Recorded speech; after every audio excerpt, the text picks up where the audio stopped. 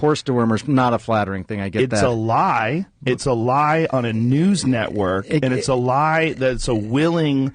That's a lie that they're conscious of. This is not a mistake. Yeah. They're unfavorably framing it as veterinary medicine. Well, the FDA put this thing out. You saw that. Did you see that thing that the FDA put out? What did the FDA put out? It was a tweet, and it was snarky. I admit it. They said, "You are not a horse. You are not a cow. Stop taking this stuff," or something like that. Why would you say that when you're talking about a drug that's been given out to billions and billions of people, a drug that was responsible for one of the inventors of it making the Nobel Prize in 2015? Yeah. Yeah, no, a drug that has been shown to stop viral replication in vitro. You know that, right? Why would they lie and say that's horse dewormer? I can afford people medicine, motherfucker. This is ridiculous. It's just a lie. I don't think anyone is But don't you think that a lie like that is dangerous on a news network when you know that they know they're lying? You know that they know that I took medicine. Like, here it is. This is ivermectin. You got this it with right you. Here. Somebody gave it to me. All right, hang on. The thing is, we're like going so fast. Like I feel like I'm missing. Do you think that's a problem? That your news network lies? Well, I don't. Dude, I mean, what did they say? They lied and said I was taking horse dewormer. First of all, it was prescribed to me by a doctor. Yeah. Along they with shouldn't have said it was a bunch of other medications. If you got a human pill, because there were people that were taking it, the veterinary medication, and you're not, obviously. You got it from a doctor, so that it shouldn't be called that. Ivermectin can be a very effective medication for parasitic disease, and as you say, it's probably, I think, 250 million people have taken it around the world? More. I get that. Way more. Way more. Billions of people have taken it. Can I just come back to the one I want to talk about? Two things on the ledger. You have, before we get to that, does it bother you that the news network you work for out and out lied, just outright lied about me taking horse dewormer? They shouldn't have said that. Why did they do that? I don't know. You didn't ask? You didn't think that was you're the medical guy over there. I didn't ask. I should have asked before coming on your podcast. But they did it with such glee. No, yes, Joe. They did. I watched. Well, these are a couple of high-stepping turkeys, and you know what to say about a high stepper. No step too high for a high stepper.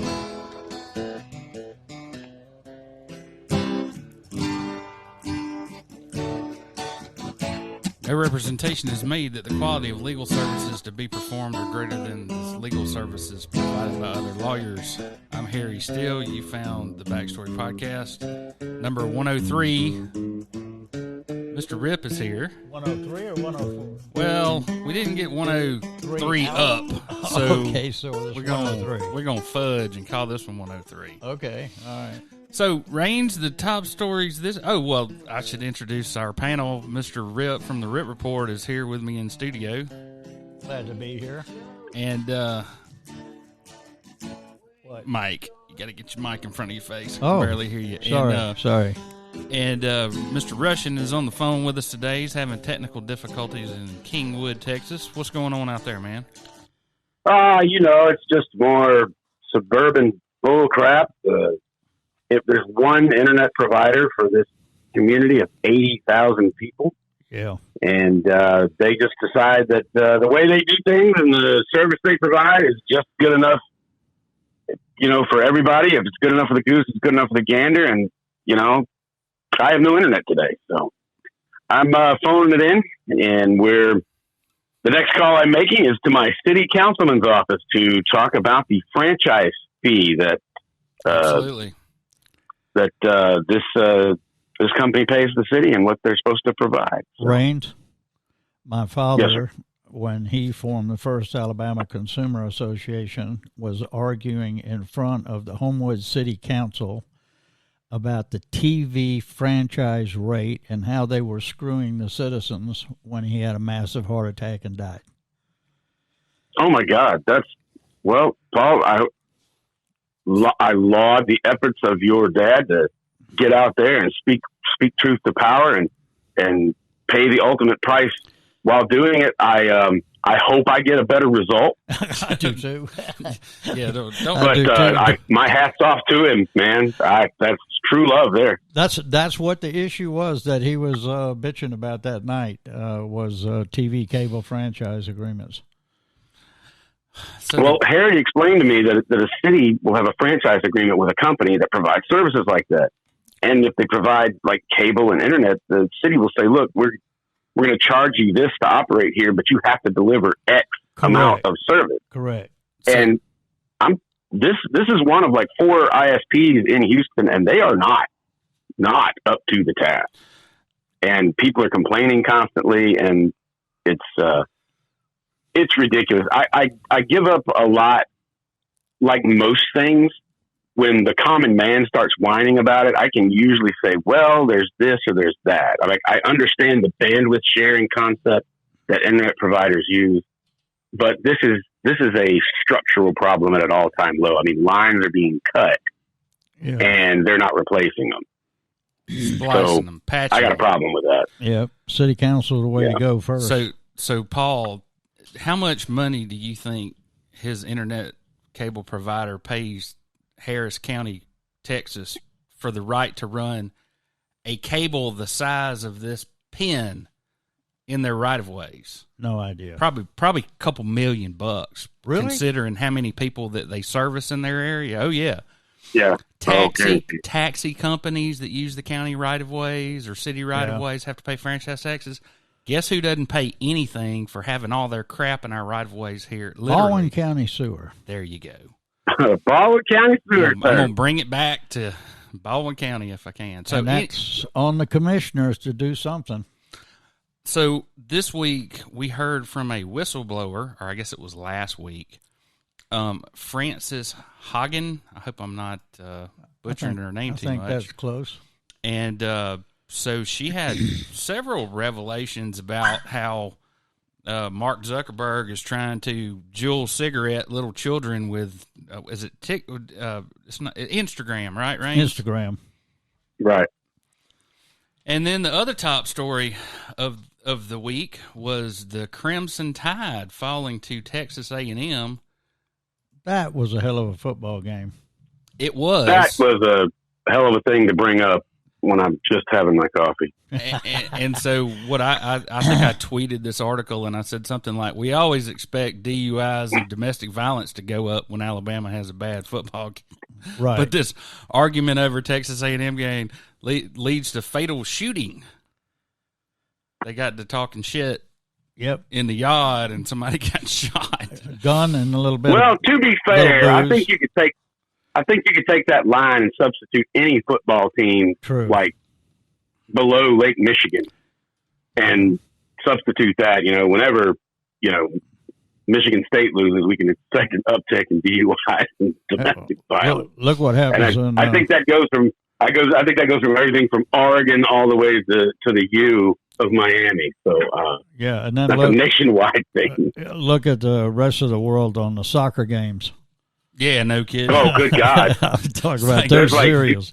Manchester get thrown out of windows. United loses and the cops go on high alert. This is small time here. So I actually let me just throw this in there real quick. I was in Denmark for the Euro Cup of 1992, which is like the World Cup, but just the European team. Yeah. And Denmark upset Germany, and Germany was the heavy favorite to win. And the German team was captained by none other. Oh crap! Now I can't remember his name. I feel like an idiot. But he was the coach of the U.S. men's team forever. But they upset the German football team, which is akin to like Prairie View beating Alabama. And the cops didn't like, all right, we're going into lockdown. The cops were like, okay, and just went home. Like, city insurance, we'll clean up tomorrow. Exactly. It's like, we ain't fighting this mob. Nope, it's all yours, guys. And they just locked the doors and left. The damnedest thing I ever saw. Anyway. So, last podcast, we talked a good bit about the Open Records Act and the Supreme Court, and you, Brains, you don't have the luxury of seeing what we're seeing, but J.D. Crowe did toe tags on a body, and one toe tag says Open Records Act, and the other one says Human Rights. It's a J.D. Crowe. I did see that. And that's a home run cartoon. Absolutely. Alabama governor signs bill to use COVID-19 relief funds to build prisons. That's into a great law. idea. That's just like the BP money. Let's use it for everything except what we're supposed to. Okay, so the important thing to know about the special session, boys and girls, is that one of the largest expenditures that the state of Alabama has ever seen, $1.2 billion, is not going to be subject to the public bid law. Right. Let that sink in for a minute. Right. And they're using the excuse that the ones in the beginning that worked on it are going to be able to save all this money because they've already got their foot in the door. So Paul, the last time there was a Jefferson County Sewer Authority was under a federal consent decree, right? Mm-hmm. Right. And you remember what happened to Jefferson County? Yep. The largest bankruptcy in U.S. history, $1 billion bankruptcy. And guess what they did? They suspended the rules, too, and made deals with their pals. Yep, and half of them went to jail. And this is a prison. You can't skimp on materials and cheat and cut corners because it's a prison, right? Yeah, but you inflate it in the beginning. That's how you steal the money. Is that how you do it? Yep. All right, Alabama House Committee Chairman discusses reform measures on prison. So one of the Democrats came to the table and they said, we're willing to approve this deal, but we want prison reform as a reciprocation, okay? Mm-hmm. So then... And they were close. So then Sheffield Police Sergeant Nick Reisner was killed in the line of duty and during the special session, and, of course, that put the brakes on all this. Right, and, of course, Elliott, our state senator Elliott, saw a great opportunity for some publicity at the expense of everyone else. Never let a tragedy pass us by. Right. Never. And so criminal justice reform in Alabama has become a code word for changing laws for the benefit of violent criminals at the expense of public safety, says Attorney General Steve Marshall. Get out the violins. This is dishonest and dangerous and carries an all-too-real human cost. Read my op-ed in Yellowhammer News. Get out the violins. He hasn't done one damn thing on white-collar crime. Nothing. Never let a tragedy pass you by. So anyway, in a hilarious turn of events, you know how we've been covering the longest-serving sheriff in Alabama history? Yeah, Limestone. Yeah, Sheriff Blakely. So anyway, it turns out that he spent several days in his own jail during the trial, and he gave his jail a 5-star Yelp review. A review from the inside by the sheriff. No, you can't make that up. Brilliant. Yep. So Raines, apparently we have been covertly training the Taiwanese army to defend itself from Chinese aggression. Is that any kind of a shock to you? That's been going on for 50 years. No, that's no. No, absolutely not. That's like saying we're observing the demilitarized zone between North and South Korea. I mean, no kidding. Yeah, we've been actively training. Now, believe me, we don't have camps constructed somewhere that are running basic training right for Taiwanese young men. These days, you basically have a guy in Foggy Bottom who runs a Zoom class on how to properly manipulate social media. And that's how you train people for modern warfare. And give them billions for new technology and jets. No, they stole it, dude. They stole all our tech. You're not listening. The Chinese. Well, I'm talking about Taiwan. U.S. gave Taiwan that. Certainly. Yeah. Yeah, to defend themselves. Yeah, right. Yeah. Well, all the while, China has been building these little islands in the South China Sea, right? And then they build an airstrip on it, and then they cover it with planes, and then they start docking naval vessels there.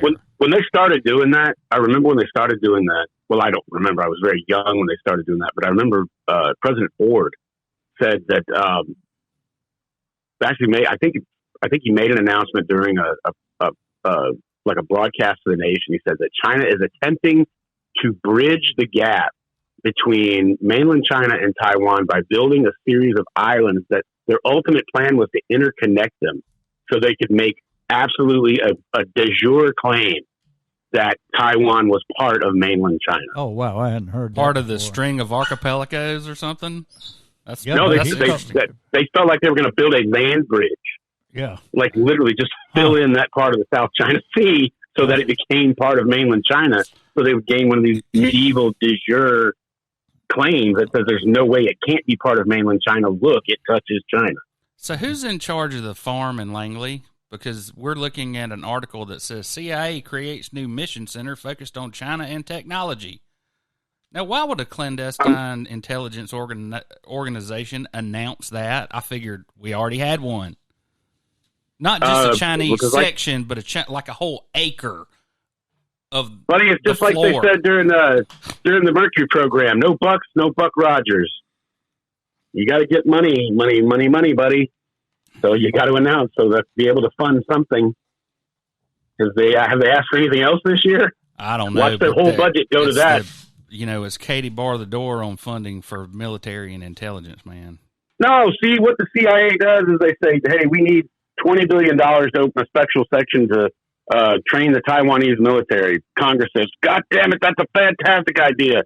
Here's $20 billion. And what does the CIA do with it? They put $5 million in that account and take the rest of it and do awful shit like overthrow Iran. That's how the CIA works.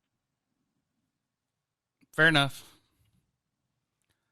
CIA sounds alarm over capture and killing of dozens of informants around the world. So here, we're looking at a picture of Tom Cruise from the first Mission Impossible. Remember the knock list that he was breaking into steel. So anyway, sounds like maybe we left a little more intelligence than we thought behind somewhere. If somebody's ganking all of our spooks around the world, who do you think that is, Raines? Everybody else. Everybody else. Oh my goodness. So, this week, Matt Gaetz was on a local television station over in Pensacola. He's just from the other side of the Florida line, right? Right. And it was just like Chris Elliott when he gets on the Jeff Poor show. He just never stops talking, so you can't ask him a question. Right. And he says that his friendship with convicted sex trafficker Joel Greenberg, I do not believe that it's fair for people of Northwest Florida to judge me based on the associations that I've had. And I deeply regret my association with Joel Greenberg, politically, socially, and otherwise. Who's Joel? Joel who? Joel who? I didn't know Joel. Exactly.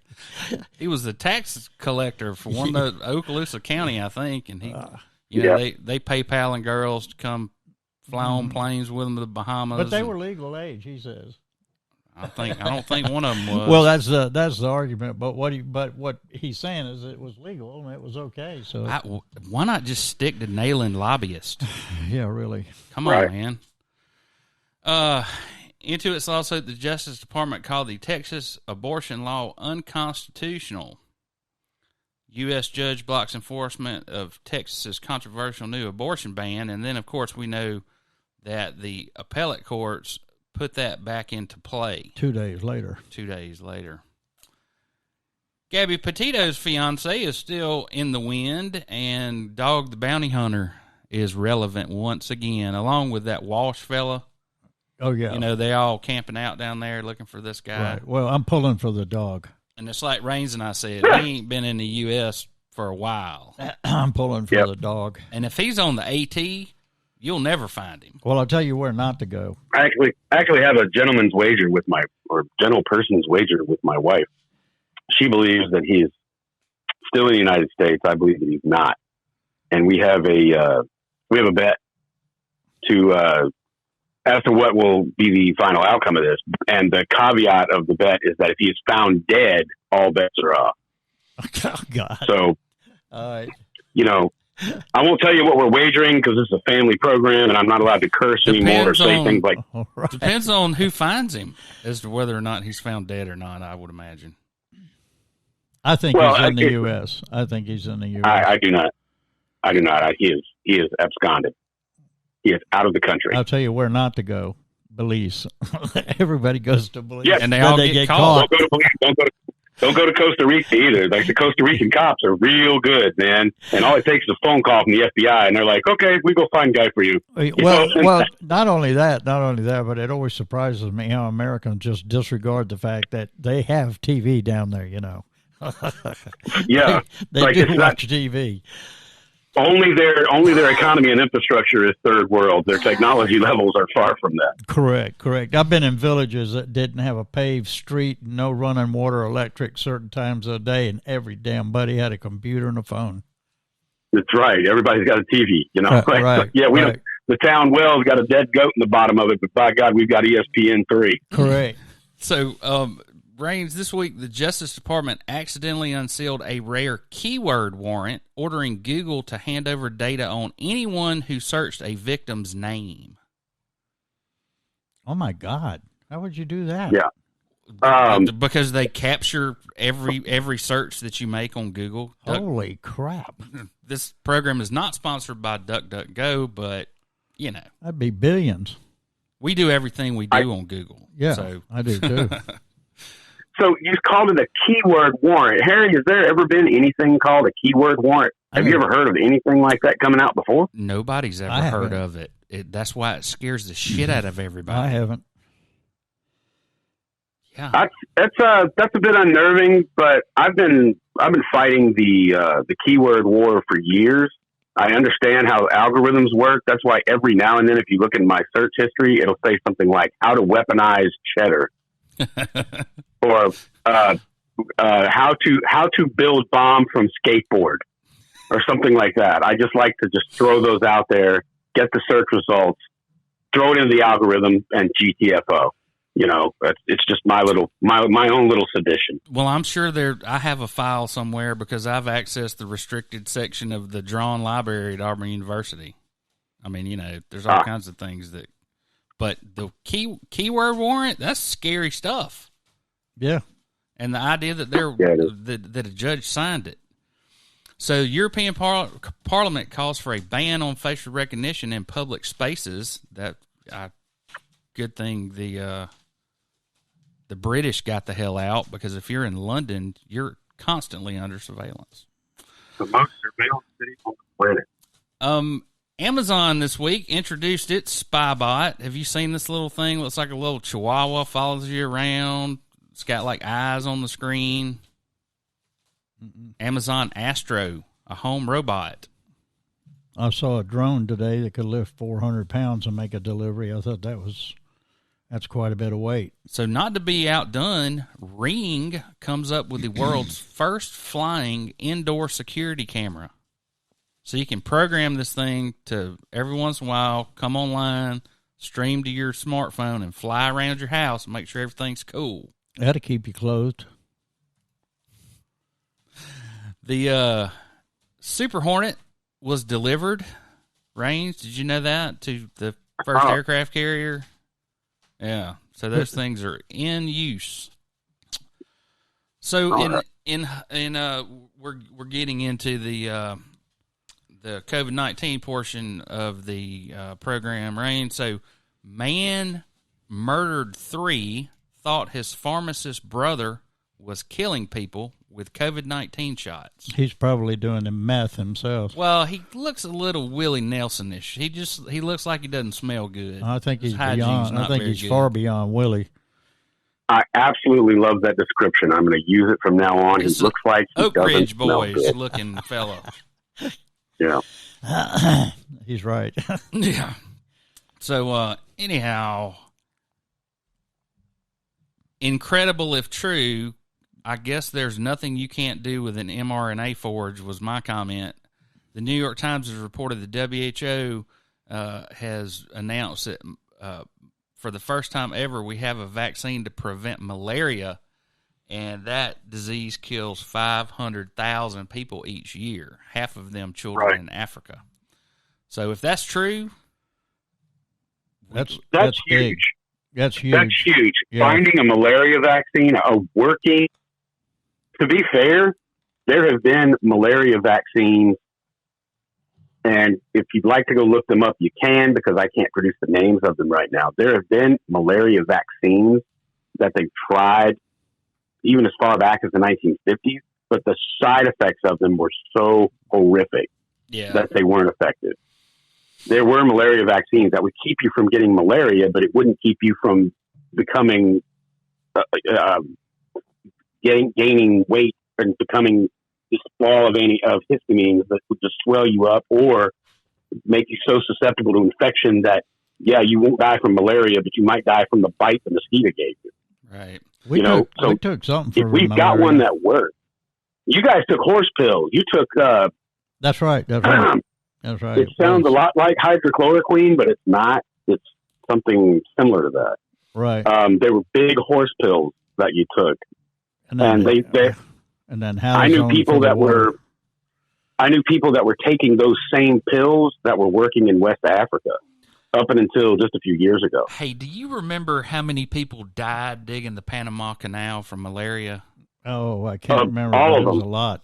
Yeah, I remember everybody that died from malaria. And the number one export of Panama for all those years was medical cadavers. All the people that died, they put them in pickle barrels and ship them to London for medical. Well, that's the gin and tonic. I think that Rot gut, appropriately so British, was actually invented during the digging of the Suez Canal. And because it was a way because the tonic water was actually water mixed with quinine to help combat malaria. It made you resistant to malaria. And the best way to drink it was add a little gin to it. So that's why tonic water tastes like it does. It mimics that original flavor. It's got, it tastes like quinine, right? Right. Colorado hospital system will not perform transplants on unvaccinated patients in most cases. And so Paul and I were talking about this, if you're 97 years, if it's between giving you a liver and you're 97 years old and have chronic health problems and the other person who's a candidate is 23 years old and in perfect health, they do a morbidity over and under, right? Right. So I guess the COVID-19, if you're not vaccinated, they just figure you're going to die. Well, to everybody out there that's saying, "Oh, that's wrong. You can't do that. It's withholding treatment." I'll have you know that if you go on an organ transplant list and you're a smoker, they take you off of it. That's right. That's right. They sure will. And so ain't nobody raising hell about that. But I'm here to, if you want a kidney and you put down that you're a smoker, they're going to say, sorry, no. Hey, we don't give live organ transplants to smokers. Unvaccinated patients in a hospital are a danger. That's a fact. Yeah. And so I'm here to tell you, they won't give me a liver because I smoke. I don't want to hear you raising hell if they won't give you a new set of lymph nodes or a new kidney or a new spleen because you don't want to get the vaccine. Right. I'm done with you. So, Range, when my ears go up is when I hear something that's too good to be true. Mm-hmm. And Dr. Gil Moore, a reproductive immunologist, wrote a guest essay that the New York Times published saying that vaccinations during pregnancy provides triple protection to the mother, to the developing fetus, and the future health of the newborn. I can see that. Elementary, that's correct. Yeah. In a very elementary way, that's correct. In a systemic and clinical way, he's basically saying, sun hot, make light. Yeah. Well, anyway, we're going to need you to be a little more specific, sir. It's not just that it's good for you. It's that we ought to just mandate it for everybody who's pregnant. Anyway, I don't like things that are too good to be true. 44.7 million infected in the U.S. with 721,000 deaths. Mm.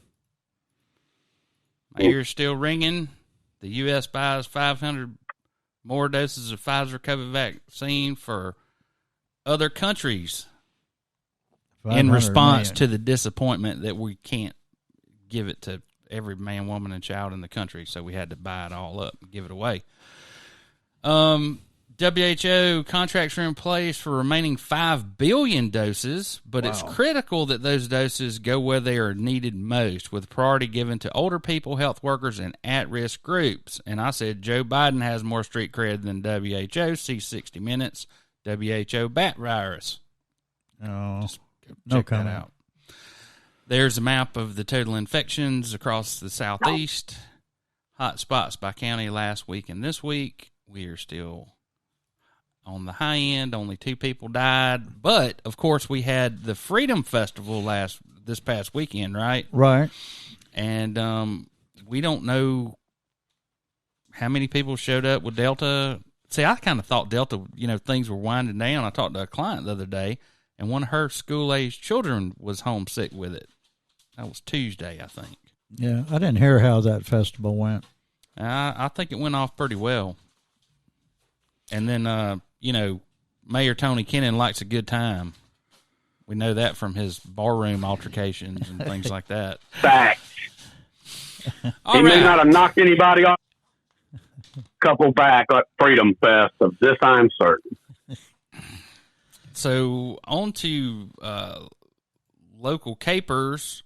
Authorities investigate a string of robberies in Baldwin County. The Spanish Fort Police Department and Baldwin County Sheriff's Office are working a string of robberies that recently occurred in Spanish Fort and the Bromley area of the county. So that's up 225. Right. Which is just We branching know off. one house they best not go to on 225, don't we, Raines? Oh, boy. All right, boys, this is the one we've all been waiting for. Slapping Mike McMillan has been slapped with a wrongful termination suit by the magistrate that he fired 8 months ago after accusing him of slapping her, which, of course, was on video, and we documented all that. All right. I hope she wins. She should win. She should win. Good for her. I'll have to plug that. Still no word on whether Brittany Woods is alive or dead. If you want to go check out the Monster in the Shadows documentary on the Peacock channel. Yeah. Oh, boy. Okay. So, Oh, boy. hilariously, last boy. week, Alpha, the Alabama Farmers Federation, gave an endorsement to Katie Britt. So, Mo Brooks doubles down and comes out and says, farmers really aren't conservative. They're the biggest corporate welfare recipients in Alabama, and on top of that, they're one of the big mules. Somebody picking on them is hilarious.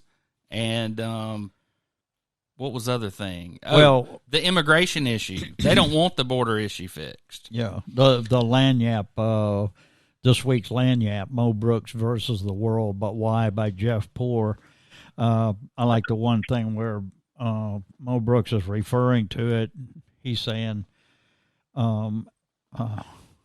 Alpha and Katie Britt are birds of a feather flock together, Brooks declared.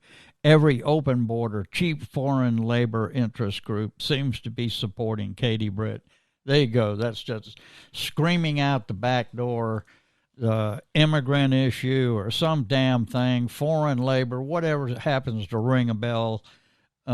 Anyway, if Mo Brooks, the only thing Mo Brooks really has got going for him right now is the endorsement of Donald Trump. And if he thinks that he can't stumble and then Trump step on him, he's got another thing coming. So, and the thing I noticed, Harry, was in Fairhope, quite a showing for Katie Britt.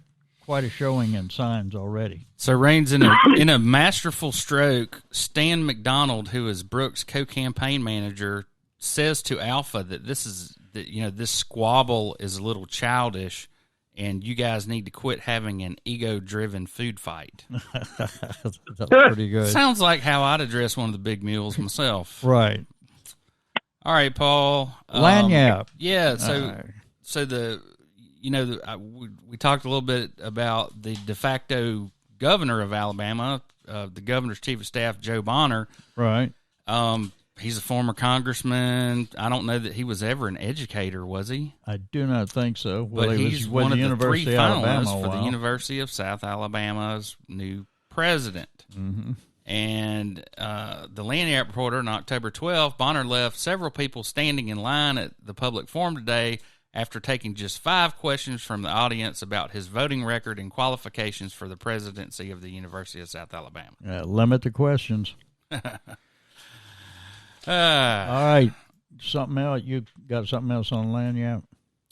Yeah, I wanted to talk about the confidentiality breach. Oh, the yeah, University of Alabama Okay. system now threatens employees with investigation. So, anyway, in response to all of the leaks they've been having about the do-nothing jobs and the pay for all the executives up at the University of Alabama, the university system sent everybody an email and said, you have 48 hours to sign this confidentiality agreement or you're terminated. Mm-hmm. Well, there's 2 articles in Lanyap this week, too. One is Damn the Torpedoes by Rob Holbert, creating a media dumpster fire. And it's all about this and how the university just handled the whole thing totally wrong. I mean, media is trying to find out some public information, and they end up trying to get everybody to sign a disclosure statement. The other article is unconstitutional. Experts say UA Systems agreement violates employees' rights. This is by Rob, too. Now, Rob's written about 5 or 10 articles on this. This all started out with Steve Flowers making $96,000 a year without a desk, without having to write anything or whatnot. And Rob just kept uncovering things from there. But as a clear yes or no First Amendment issue, it's a big no. That is not a legally enforceable policy. Now, what we're talking about is these disclosure statements. There is no legal precedent for imposing a non-disclosure agreement of that scope on government employees, said Frank D. Lamonte, professor and director of the Breacher Center for Freedom of Information at the University of Florida College of Journalism and Communism and Communication. Close enough. Yeah, Freudian slip, and Communications. This really should affect everybody. You should be paying attention to this. There's a lot of tax dollars and donation dollars that goes into the university, and you think it's being run right, or you hope it is, and then you find all this stuff out. And then when it becomes public, the first thing they try to do is shut everybody up and get all the employees to sign agreements that they won't disclose anything. So it's not really the way to run that institution, and I have a feeling that what Rob has uncovered is going to have an effect on it is having an effect on what's going on up there. But read both the articles. They're quite in-depth. There's no way I can give you a real honest review of both in just a few minutes. Also on Lanyap this week, October 15th through June 12th, those of you that are Viking freaks, there is a Viking exhibition. It invites visitors into the maritime and magical filled world of early Norse society. Visitors will encounter dozens of early Viking artifacts, many over 1,400 years old, from boat graves discovered at a site in central Sweden. Only in the U.S. for a limited time, this expedition brings to life cutting edge about some of the history's most fascinating people. And I think I'm going to go to that. I don't know how many people followed the Viking show on TV, but man, that thing was brutally raw. But I mean, it was so good. It really was. Get your Lanyap. You got a lot of food venues and entertainment venues in there, as well as political talk. I know we talk mostly political, but be sure and get your free Lanyap at newsstands, and you can find out what's going on here in Baldwin County. Last thing I got, Harry, is to do with this new Planning Zone 8. Without going into a lot of minute detail, what has happened is planning zone. Now, this is Baldwin County in Fairhope area. You can see the map here. The dark colored is Fairhope city limits. The green is the proposed new District 8, and 10 is the Point Clear. So the green is unzoned at this time. Now, we went through this about 10 years ago, and people didn't want to have any type of zoning. And what has resulted now is that you got some dollar stores right in the middle of the residential areas. You got storage areas. There's one over there by Fairhope High School that's, no class whatsoever. It's a huge storage area. It's got a chain link fence around it and 3 strings of barbed wire, and it backs up to the high school. So everybody coming out of the high school parking lot, that's what they're looking at, But this planning zone, District 8, this represents a section of the community that has been overlooked for too long. A lot of these areas didn't want to be annexed into Fairhope. They felt they weren't treated fairly by Fairhope in the beginning, so annexation in Fairhope was something that you had to ask for. It's not something that the city went out and tried to get, which is a little bit different than, say, Daphne, where they increased their size every time they had a new development in. But this planning zoning 8 is very important to these neighbors because it's going to give them a safeguard of protecting their property. On one side of now there's a lot of different issues. Mine is this, and I take this from my experience in Central America and watching land evaporate under some very good friends of mine, is that this land is got Fairhope on one side, and then they have RSA and the Grand Hotel and all that on the other side. So they're squeezed in between the middle, and people are going to be trying to buy up the land. But there seems to be a genuine interest there. Some of these families have been there before Fairhope was there, to hold on to the property and rein in some type of control. So you may want to study the map. There'll also be you can go to the planning. How was that listed on Facebook, Harry? The title. It was. I think it was Fairhope District 8. Yeah, Fairhope District 8. If you just put that in the search bar in Facebook, you'll find it. Or proposed new District 8. And you can study the map because a lot of people don't even know they're in District 8, right? Now, this weekend, Clarice Hall Black, a member of the Fairhope Planning Commission, and she's the one that's trying to get this petition done. She's going to be at Twin Beach Road and Section Street. They're going to have a drive-by petition signing. That's the first thing they have to do is have a petition signed. What I'm hearing is 200 people, which means it's probably 2,000 in this district. And I encourage you to look at the map and see what's going on in that district. Now, the irony is that yesterday and today, the Auburn University Urban Studio and Design Team from Alabama is in Baldwin County. They're hosting an asset mapping design planning event and a visionary workshop.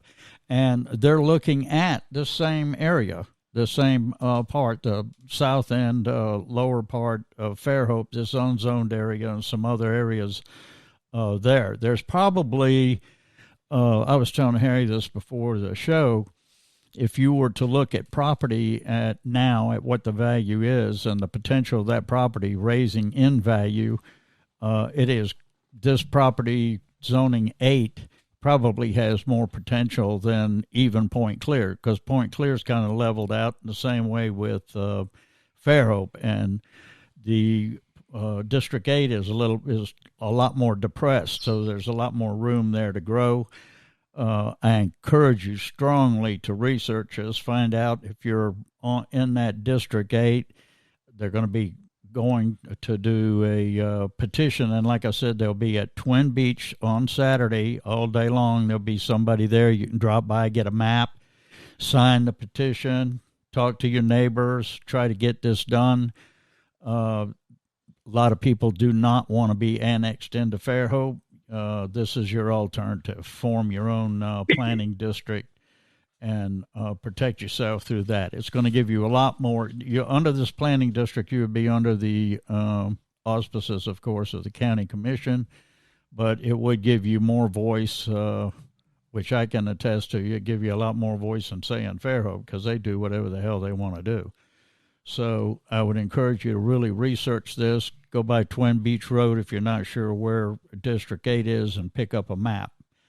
Today, I'll be going back at 2 o'clock for the final review of the workshop on Design Alabama and their project, and I'll report on that next week, Harry, as well as the petition.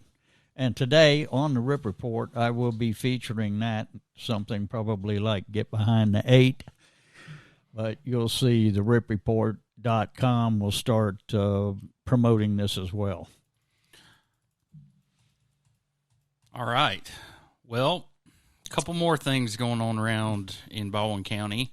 The Baldwin County Commission is selling the Coliseum in Robertsdale to the city. Now, that's been a controversial piece of property forever, hasn't it? Yeah, it seems like the Cattlemen's Association built it, and then they sold it to the county when they couldn't make the payments, and then the county, it was full of rats and stuff, and then they started using it for hurricane evacuation shelter, and now they're going to sell it to the city of Robertsdale. Yeah. Can't imagine what the hell they have multiple racquetball tournaments at the same time. It's a free span building. That thing's wide open. It's huge. Hell, if it's full of rats, why don't you open a rat farm? I think they got that. I think they got that cleaned up. But that's when they did. They took it over, over operations or whatever. So, one of our Baldwin County Sheriff's deputies was hospitalized this week when he came into contact after making a traffic stop in Elsinore in Baldwin County, and came into contact with fentanyl.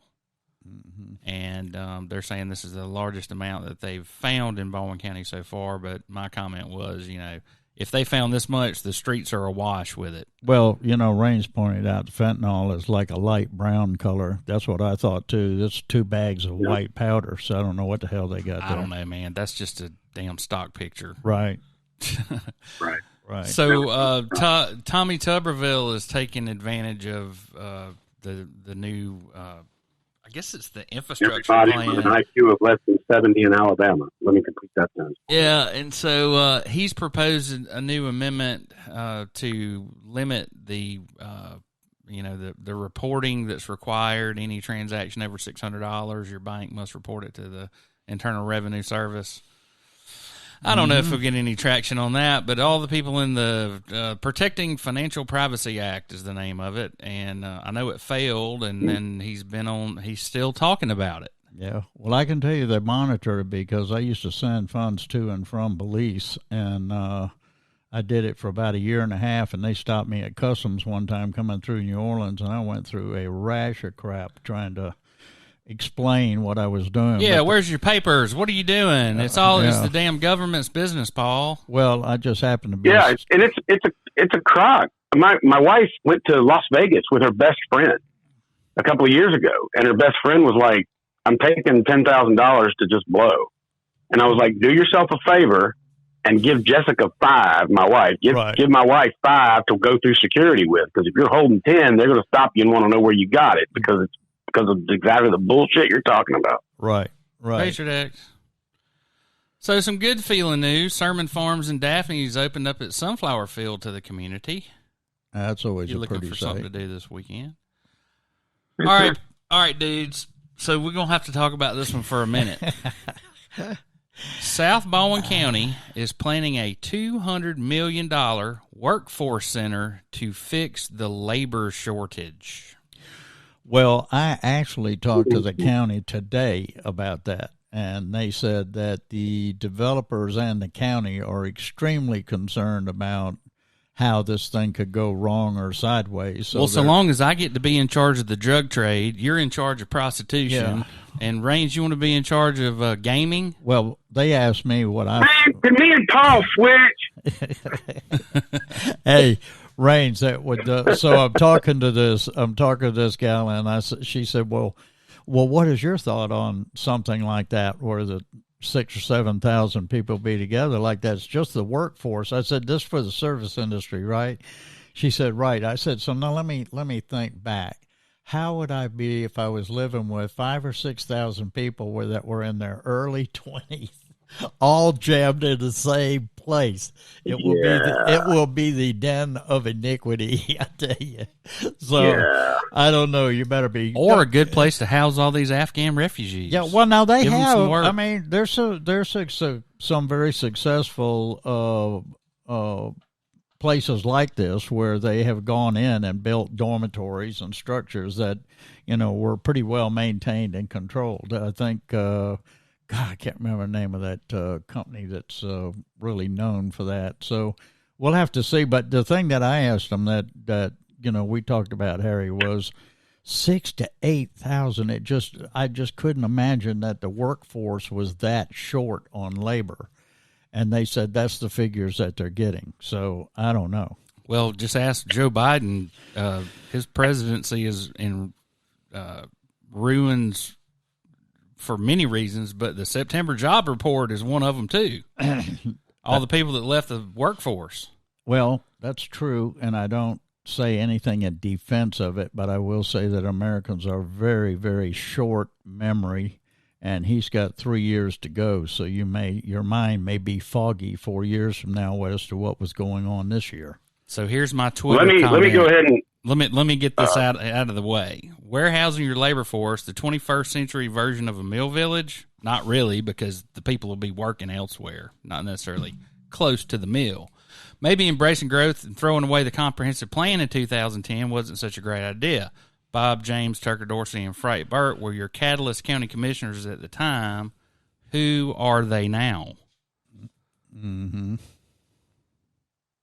I'll pass. Well, feel free to play the Soviet national anthem behind my comments that I'm about to make, because I get accused of this all the time, and me wearing Matryoshka stuff all the time probably doesn't help. But one of the things that is not going over well with the American public, and it's a very bitter pill to swallow, is a lot of these low-paying service industry jobs, because there's a labor shortage, people that do those jobs are demanding higher pay, better conditions, and better treatment. Right. And if they don't get that, they're not taking the job.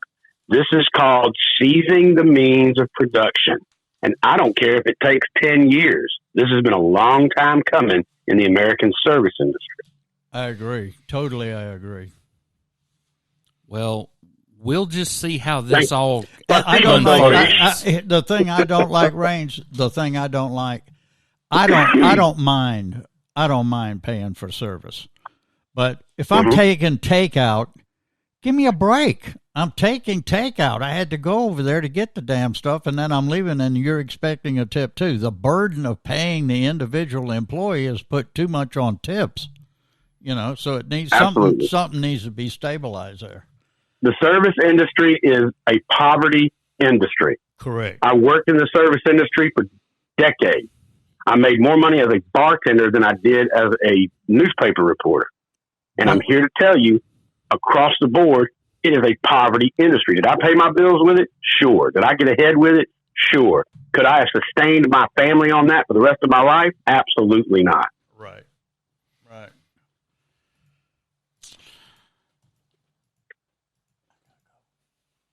And the same people that are out there telling that 5 years ago were telling service industry people, if you want a better job, go get a better job, get a better education, and get a real job, are the same ones right now saying nobody wants to take these jobs. Well, maybe that's why. Anyway, I won't get super into it, but I think everybody knows how I feel about this. Yeah. So I'm working to a deadline. We have a few more days left to submit all of the information that we would like for the judge to know. 18th. Related to the Mr. Ripp's lawsuit against the Alabama Ethics Commission. And in particular, asking them to re-review 3 of his complaints because of the involvement of the executive director of the Alabama Ethics Commission, Tom Albritton, who apparently thinks it's okay to set up all the dominoes so that your family benefits from something, but then if you abstain from the vote, you're somehow insulated from an ethics. Not only that, not only himself, but enriching the bank, enriching all his former law partners, enriching a judge. These are all done under the auspices of scholarships. Yeah, has shit to do with your case, though. Your case has to do with the fact that he did this and he personally profited, and in all three of these complaints that you filed, the perpetrator did the exact same thing. Right. And they hid behind, oh, well, I didn't vote on it. Right, which is moronic. I mean, that's just complete stupidity. There's also a self-serving clause and IRS limitations on what you can do with the trust, all of which he has personally enriched himself with these scholarships. Now, the big thing for people to understand what we're trying to do here is we have filed many complaints, okay? Nothing has ever been looked at. So what we're trying to say is that there is no accountability. What the Ethics Commission comes back and says, well, your argument that you only have us to come to is weak, because you can go to the Attorney General, you can go to the Bar Association, you can go to the judiciary, whatever. Well, we've done that. We can prove where we went to the governor. We can prove where we went to the, Attorney General didn't even have the decency. Yeah, didn't even have the decency to reply back. And so then we go to the Bar Association, and the Bar Association right now, they're in a hell of a mess themselves, and they're saying basically that Mr. Albritton, as a lawyer, can do this, okay, which is preposterous.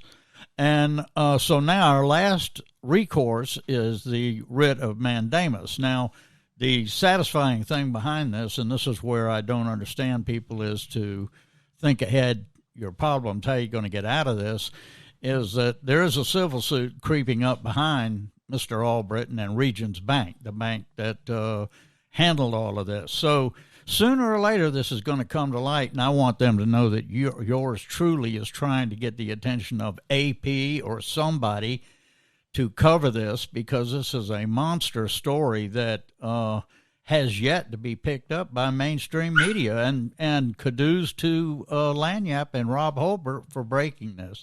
He's the one that broke the straw man, now this, the UAB thing. And I asked myself, readers, you're reading this, you going to put up with it? We're not. So next week we will be in front of a judge, and we will see what he says. And I will be a little negative in saying that I have no expectations of anything getting done. So we'll see what happens. October 25th. Right. All right, so we had torrential rain last week here, Birmingham, and that right there is actually Buck Creek in Helena, Alabama. Watchdog group warns of construction runoff in Baldwin County waterways. That's Mobile Baykeeper. No kidding. Right. And heavy rains caused sewer overflows in Baldwin County. 100 to 250,000 gallons were spilled. And this is a look at downtown Bruton, the confluence of Murder Creek and the Conecuh River. And pretty much their whole downtown was inundated. All right, so some things we're keeping an eye on. And so, Raines, are you familiar with the City of London's decision to retain statues of people who history may not look kindly upon, and they're talking about retain and explain is their what they're planning to do there for several statues linked to slavery? Well, I've got a very, very concise opinion about the British Empire when it comes to culture and antiquity. Until the British Museum returns 90% of its inventory to the countries from which it was pillaged and stolen, the British don't get to dictate culture for antiquity on anybody. That's it. That's the tweet. Okay. So my tweet was, can we retain and explain Mobile icon and Confederate Naval Officer Raphael Sims? And if you'll recall, all throughout my lifetime, There's been a statue of Admiral Sims standing at the entrance to the Bankhead Tunnel on the Mobile side, and that was removed by Sandy Stinson about a year ago in anticipation of it being vandalized multiple times. And in hilarious news, I don't know why this would be, Bill de Blasio has determined that Founding Father Jefferson, his statue shall be removed from City Hall. I guess you can't win them all. That's one of those kind of scratching your head like, did you read the email? But whatever. So, Raines. Mm-hmm. Emma Pressler. We're doing women in crime, okay? So, to start it all off, Emma Pressler, who a few miles, I guess, from where you put your head to pillow every night, went to a couple's home, threw gasoline on them, and set them on fire. Lit them on fire. Yep. And so there's this is from the Dothan Eagle. A professor at Wallace Community College has been arrested on 40 counts of sex crimes against a child. Wow. Female professor. Well, what they do when when it comes to sex crime charging, the way that they really throw the book at these monsters is they charge you for every count, which means every time you touch that person. So if you decided to play piano on their booty hole, that's going to be like 940 counts.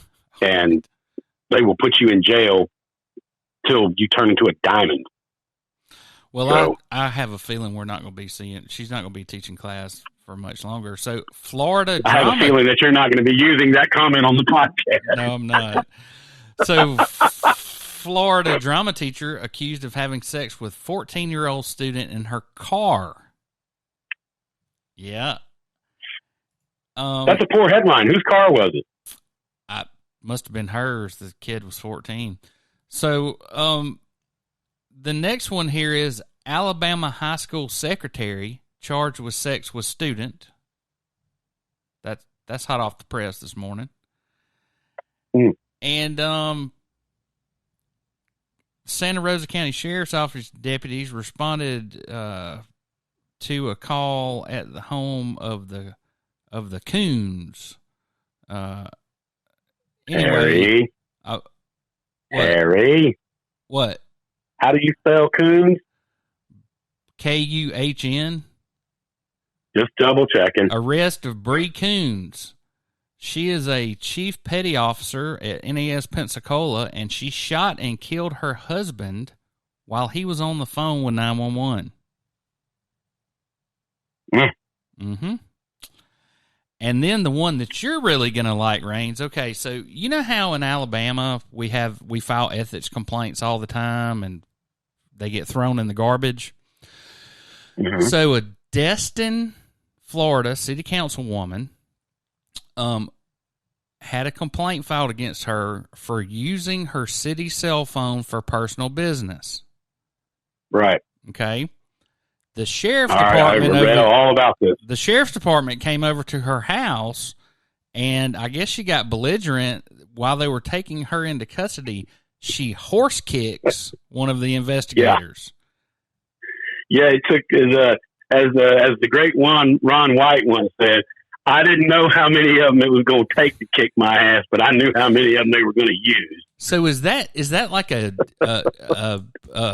break dancing move where you go down on your on all fours and then kick with your back feet, or do you think that she was restrained in handcuffs and kicked somebody in the head? I think that it had been anywhere else besides the Panhandle of Florida, they'd have just said kick. But horse kick, man, that's very descriptive. I kind of like that. Not bad reporting Truly, on that one. I think what it is, well, the sheriff's department made the statement, because I read the whole story. The sheriff's department made the statement that she horse kicked them. And then they tried to explain what a horse kick was. And I'm like, this sounds like my sixth grade principal outlawing the wrestling move, the DDT, at school because his neck broke over it. And she was talking over the done, and we were all shaking our heads like that's not how Jason Snake does it. But you know, you can argue over what it is. This woman basically broke bad and decided to get all freedom on the cops, and the cops showed her what freedom fighting is actually all about. The hard way, huh? All right, so snarled shipping lanes could mean empty shelves come holiday shopping time. And we're looking at a picture. Hey, we could do a whole podcast on that. Like a whole podcast. Terribly. Trending on Twitter amid Biden's supply chain crisis, hashtag empty shelves. And the deer in headlights, GOP demands Transportation Secretary Pete Buttigieg. Mayor Pete Buttigieg is doing a fine job as Secretary of Transportation because he can't solve this problem because nobody solved this problem. Okay, Raines. Well, he certainly can't do it because right now he's out on paternity leave. He ain't even in the office. You're not going to bait me into that. No, sir. Looks like twins. All right. So Star Trek's William Shatner becomes the world's oldest space traveler. And it's hilarious to me. Doesn't this rocket look like something from what was it? Looks like the perfect rocket for William Shatner to ride into space. Oh, Austin Powers moment. Looks like a Willie. Right. I know you guys don't watch a whole lot of CNN, but if you really want to laugh, go back and watch Anderson Cooper interviewing Shatner about going into space. And Shatner just does Shatner the entire time. It is hysterical. Cooper, you know, it's, I don't know if you know this or not, but all of that stuff we did in the 60s was make-believe and not real. I've never actually been to space. It was, oh my God. I was losing my mind laughing at it. Oh, and that's 90-year-old actor, William Shatner. I did put a link up to the CNN interview. And oh, good to watch it. Travel, if seeing as the Convention and Visitors Bureau doesn't get enough money, you can now buy a Sea Oats and Sunset looking Travel Alabama tag. How about that? That's nice. That sounds pretty cool. Looking. Well, it's yellow. It's going to look like shit. Oh. Yeah. I don't want that. No. I'd stick with the one that I know of that I really like is the Support State Parks. You got anything going on this weekend? I'm working on a response to their motion to dismiss in the RIP versus Ethics Commission. Well, I'll be finishing my second read-through of Stephen Ambrose's masterful piece that he wrote on globalization. I'll be finishing that book this. Not using that either. All right. So anyhow, there's a meeting starting here in a few minutes that Mr. Rip was telling you about, and that be's our plan. Sounds like a winner. Let's go out there and hit them where they ain't, boys. All right, man. Well, you have a good weekend, and we'll talk to you next time. Thank you for your time.